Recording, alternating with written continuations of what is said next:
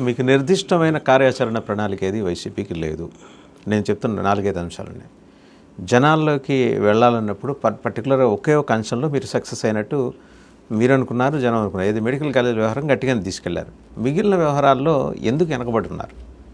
ఇప్పుడు మీరు ఒక వ్యూహంతో వెళ్తారు, అవతల 3 వ్యూహాలు ఉన్నాయి. ఒక్కొక్క పార్టీ ఒక్కొక్క వ్యూహంతో వస్తుంది అండ్ వాళ్ళు బలపడ్డారు. ఏ మాట కామాట అంటే వాళ్ళ ఇప్పుడు ఈరోజు కూటమి ప్రభుత్వం చేసిన పనులు లేకపోతే చేద్దాం అనుకున్న పనులకు సంబంధించిన సమగ్రమైన ప్రణాళిక, వ్యూహం, ప్రచారం అన్నీ బలంగా జరిగినాయి.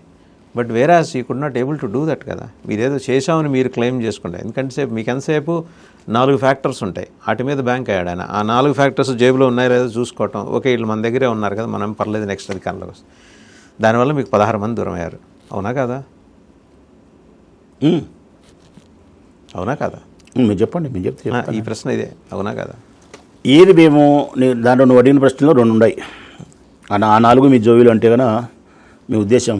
నా ఉద్దేశం కాదు, జనాల ఉద్దేశం.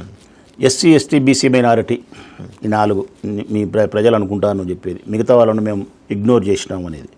రెండోది మీరు చెప్పేది ఏంటంటే కన్నా నిర్దిష్టమైనటువంటి ప్రణాళికతో మేము పోరాటం చేయడం లేదు. ఒక మెడికల్ కాలేజ్ తప్ప మిగతా అంశాలను ఏది కూడా మేము ప్రజల దృష్టికి తీసుకుపోవడము, ప్రజల్లోకి చేరువ చేయడం ప్రయత్నం చేయలేకపోతున్నారు అనేది అదే కదా మీ అభియోగం. మీ అభియోగం కాదు, మీ అభిప్రాయం అనుకుంటేది. Right. SC, ST, BC minority అనేది అది జనరల్గా ఎక్కువ పాపులర్ అయిపోయింది నువ్వు చెప్పినట్టు. ఎందుకంటే మా నాయకుని యొక్క నోట్లో నుంచి 100 సార్లు 1000 సార్లు ఆ మాట రావడం వల్ల. కానీ నేనేం చెప్తానంటే కన్నా పేదరికము, నిరక్షరాస్యత ఇవన్నీ కూడా ఎస్సీలలోనూ, ఎస్టీలలోనూ, బీసీలలోనూ, మైనార్టీలోనూ ఎక్కువ ఉంటుంది. అగ్రవర్ణాలలో కూడా పేదరికం ఉంది.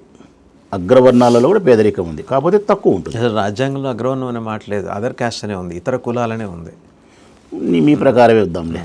మీ ప్రకారమే అగ్రవర్ణం కాకుండా ఇతర కులాలు. కాకపోతే ఆ ఇతర కులాల దగ్గర కాస్త డబ్బు, కాస్త చదువు ఇవన్నీ పూర్వం నుంచి అనాది నుంచి ఉండడం వలన వారు కొద్దిగా బాగానే ఉండారు. ఎవరైతే సమాజంలో బాగలేరో, బలహీనంగా ఉండారో, ఆకలితో ఉండారో, నిరక్షరాస్యత ఉండారో వారిని ఉద్ధరించాలనే ప్రయత్నంలో భాగంగా వారిని కోట్ చేస్తూ జగన్మోహన్ రెడ్డి గారు మాట్లాడినారు. అట్లనే మేము ఇతర కులాల వారిని పేదరికం లేదని చెప్పడం లేదు. రెడ్డి కమ్యూనిటీ ఉంది, షావుకారులు ఉంటారు, పేదవాళ్ళు లేరా? ఉంటారు. బ్రాహ్మిన్స్ లేరా? మస్తుగా ఉన్నారు.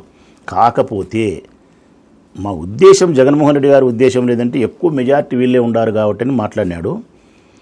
నేను ఇంకొక ప్రశ్న కూడా ఇక్కడ ఏం చెప్తానంటే కన్నా ఇతర కులాలకు సంబంధించి ఆయన ఇచ్చిన బెనిఫిట్స్ ఏంటి లేదో ఒకసారి మీరు చెప్పగలుగుతారా? ఆయన ఇచ్చిన సంక్షేమ పథకాలలో మీరు చెప్పుకోలేకపోయారు కదా. ఇతర కులాలు మేము చెప్పినామన్నా. ఇతర కులాలకు 45 ఏళ్ళకు ఉండే పెన్షను ఇచ్చినాడు. పెన్షన్ 60 ఏళ్ళకి ఇచ్చేది తగ్గించినది ఇచ్చినాడు. డాక్రా రుణాలు అన్ని కులాలకు ఇచ్చినాడు. అమ్మఒడి అన్ని కులాలకు ఇచ్చినాడు. ఆయన పెట్టిన ప్రతి పథకం, ఇండ్లు అన్ని కులాలకు ఇచ్చినాడు. ఆరోగ్యశ్రీ కార్డు అన్ని కులాలకు ఇచ్చినాడు. ఫీజు రియంబర్స్మెంటు అన్ని కులాలకు ఇచ్చినాడు. వసతి దీవెన అన్ని కులాలకు ఇచ్చినాడు. ప్రయోజనం అన్ని కులాలకు చేసినాడు. కాకపోతే ఎస్సీ, ఎస్టీ, బీసీ మైనారిటీ మాట్లాడడం వల్ల ఇతర కులస్తులకు మమ్మల్ని గుర్తించలేదో, మాకు చేయలేదని అపోహ కలగడం వలన కొంత మాకు నష్టం జరిగి ఉంటుంది వాళ్ళ వైపు నుంచి అనే వివేకం అందరిలో ఉంది. అది మేము మా నాయకుని దృష్టికి తీసుకుపోయినాం. ఏమని? సహాయం అందరికీ చేసినప్పటికీ, ప్రేమను అందరికీ పంచినప్పటికీ ఆ వరుడు ఎక్కువగా మనం వాడడం వలన ఇతర కులస్తులు మనకు దూరమేదా చెప్పినాం. దాంట్లో కూడా ఆయన అంగీకరించినాడు. నేను మంచి ఉద్దేశంతోనే మాట్లాడినా, మంచి ఉద్దేశంతో చేసిన, ఇతర కులస్తుల పట్ల నాకు వ్యతిరేకత ఏముంది, అన్నీ నేను పథకాలు ఇచ్చినా కదా, చేసినా కదా, సరే ఇప్పటి నుంచి అట్లా కాదు అన్ని కులాలను కలుపుకొని మాట్లాడతాం అనుకున్నాం. ఇప్పుడు ఆ పరిస్థితి కూడా లేదు. ఇక రెండవది మీరు మాట్లాడేది ఏంది? మెడికల్ కాలేజీలు మాత్రమే మేము సక్సెస్ అయినామని. మెడికల్ కాలేజీలు సక్సెస్ అయినాం 100%. తిరుపతి లడ్డు సక్సెస్ అయినాం 100% అయినాం. 100కు 100% అయినాం. ఈ రాష్ట్రంలో చంద్రబాబు నాయుడు చేసిన అప్పులు సన్న బిల్లును కూడా అర్థం ఎదురు చెప్పగలిగినాం. సంపద సృష్టిస్తా, మీకు పంచుతా, జగన్ అప్పులు చేసి పంచినాడు, నేను అప్పులు చేయనని చెప్పినది పచ్చి అబద్ధం అని చెప్పి ప్రపంచానికి చెప్పగలిగినాం. ఈ బుధుడికి ఎక్కడ మీరు రాష్ట్రంలో ఏ ఊరు అడిగినా చంద్రబాబు నాయుడు మంగళవారం అప్పు చేస్తాడనే కాడికి వచ్చింది. చిన్న పిల్లోని అడిగినా, చిన్న అమ్మ చిన్న బట్టి పెట్టుకొని దోశలు పోసుకుంటే అమ్మని అడిగినా కూడా మంగళవారం అప్పు చేస్తాడనే కాడికి వచ్చింది. అంటే సంపద సృష్టి లేదు, అప్పుల తడికే అనేది అందరికీ చెప్పినాం. మెడికల్ కాలేజీల యొక్క దుర్మార్గం చెప్పినాం. తిరుపతి లడ్డు యొక్క దుర్మార్గం చెప్పగలిగినాం. రాజధాని భూముల విషయంలోనూ చెప్పగలిగినాం.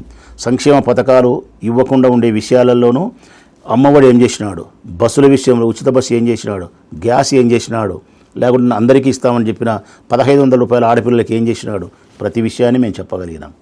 చంద్రబాబు నాయుడు చేసిన కక్ష సాధింపు చర్యలు చెప్పగలిగినాం. రెడ్ బుక్ రాజ్యాంగాన్ని ప్రతి చెవులేకి తీసుకుపోగలిగినాం.